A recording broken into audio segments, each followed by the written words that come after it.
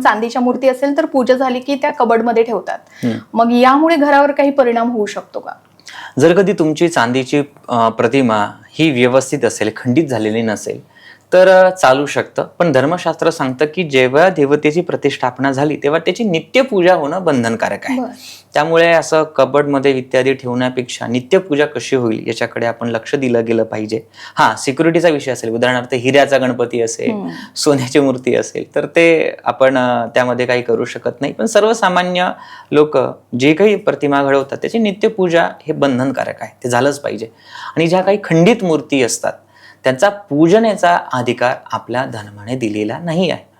खंडित मूर्ती का? कारण की सनातन हिंदू धर्म हा मूर्तीपूजक नाही, मूर्तीमध्ये असलेल्या चैतन्याची आपण पूजा करतो.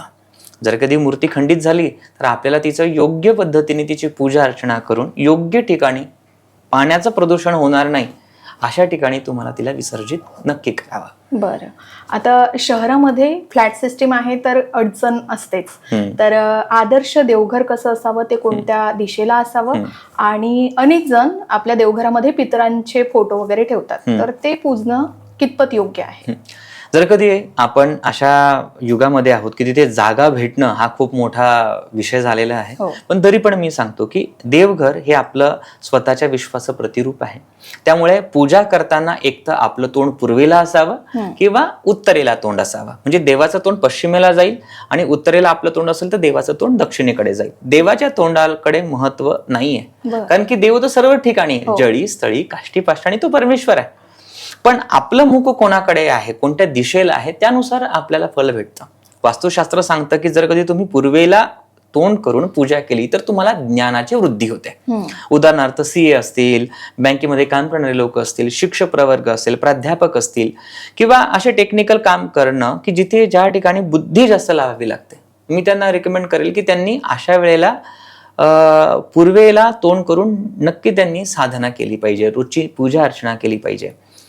ज्या लोकांचे व्यवसाय आहेत, व्यापार आहेत, व्यापार वृद्धी होण्याची इच्छा असेल त्यांनी नक्की उत्तरेला तोंड करून आपली नित्य पूजा पाठ ही केली गेली पाहिजे.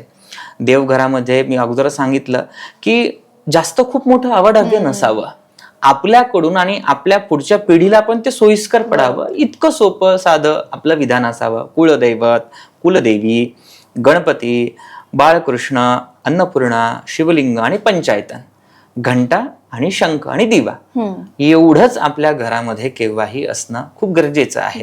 हा, तुमची श्रद्धा साईबाबांवरती, स्वामी समर्थांवरती, दत्त महाराजांवरती, श्रीपाद शिवल्लभ इत्यादी जे कोणी गुरु सद्गुरू असतील त्यांच्यावरती असेल तर त्यांच्या छोट्याशा चांदीच्या पादुका असाव्या मूर्तींपेक्षा, कारण की ती श्रद्धा तुमच्या पुढच्या पिढीमध्ये पण असेल असं नाहीये. म्हणून केव्हाही गुरुच्या चरणांची पूजा गरजेची आहे. म्हणून आयडियल एवढंच आपलं देवघर असावं.